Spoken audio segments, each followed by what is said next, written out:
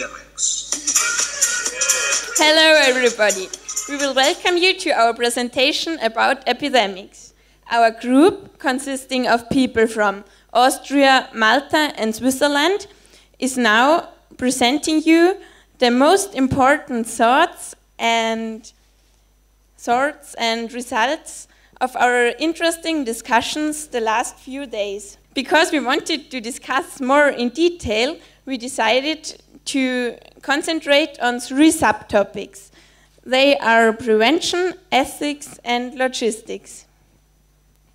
If we want to prevent, we all know that prevention is our own topic later on, but we thought it's very important also to talk about prevention in combination with the epidemics. If we want to prevent diseases, it's important to educate people. It's important that they know what's why they get the disease and how they can work against it. Maybe they don't know that some hygienical issues can save so many of lives. Another point we thought about was to create an electronic system where doctors from all over the world can connect to share data and informations from the diseases and patients they have. And our idea was to create some epidemic spies.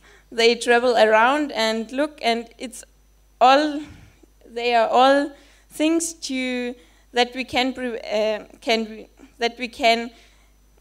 recognize the epidemic as soon as possible, because it's important to act as soon as possible. Yeah, another important point is the vaccination, because vaccination is the only treatment or sure point we can do. And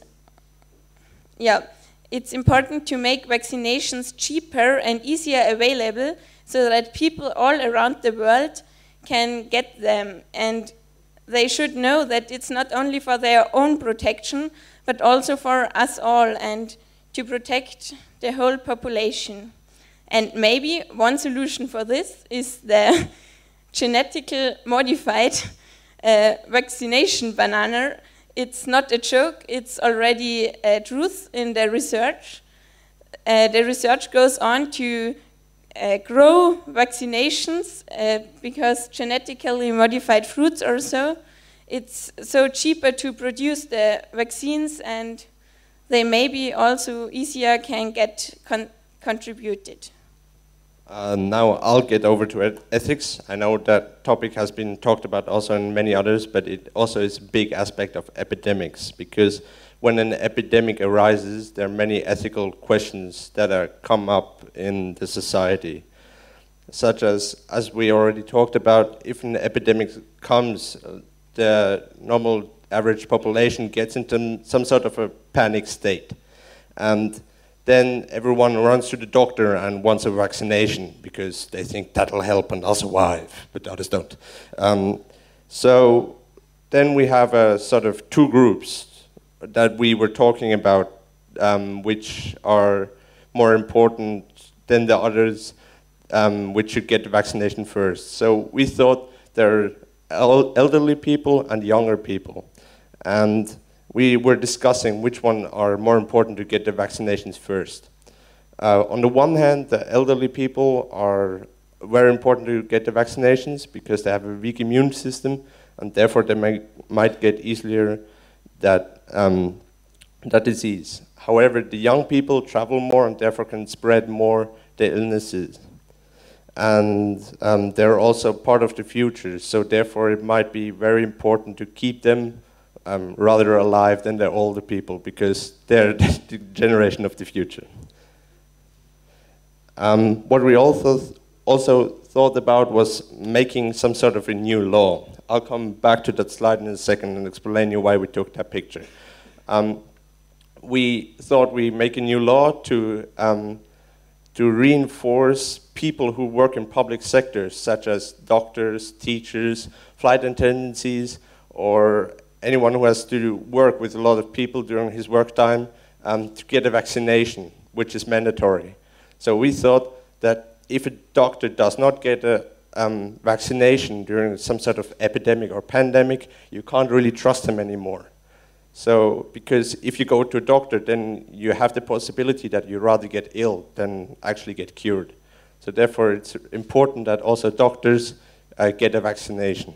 Then we come to the logistics. As we've heard in many of the presentations of our keynote speakers, we have globally enough drugs and medications. They're just not equally distributed. And so this problem gets even worse when there is an epidemic or pandemic. So we looked at or we thought about a special situation, which was that if a certain country, like in this case Switzerland, has an epidemic or pandemic situation, then it's important to decide who gets the vaccination first. Is it, for example, the USA, who pays a lot of money into research, or is it the country that surrounds Switzerland? Because then you might diminish the spread out of the disease, or is it even Switzerland on its own, because they're the ones that are affected?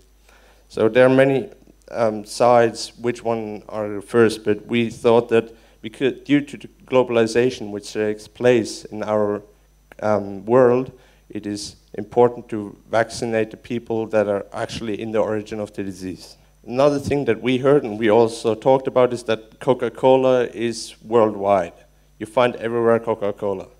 So we thought that it's really important to engage such as enterprises such as Coca-Cola and others that have worldwide distributed their products to also distribute drugs such as this picture might show. It's just a fantasy, but it shows that Coca-Cola could also distribute drugs. And then we did a little bit of research and we found out that it's already taking place.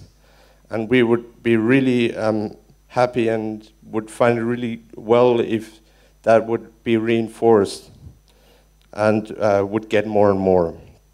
So to actually sum up what we've done during the last few days, we've talked about epidemics, which is a highly complicated topic because you have to look at a lot of factors,